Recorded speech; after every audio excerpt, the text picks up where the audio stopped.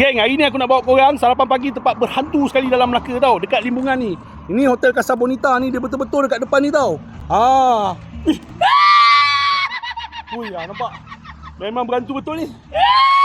Nama pot yang best ni Pekan Kopi. Dekat sini pagi-pagi ramai tau orang sarapan pagi. Murtabak ayam, murtabak daging.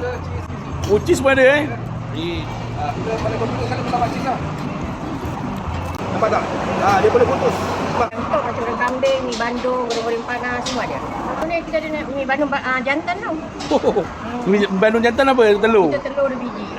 Ayam RM10, ayam masak merah RM10, daging RM15, kambing RM18. Cili ni yang ganja.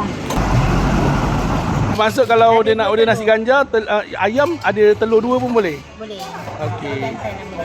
Kita ada jual roti bakar, roti pitap, kita ada lontong, kita ada soto.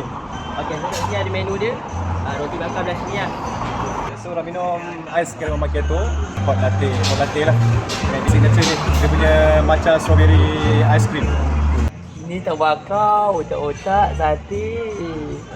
Banyak lagi.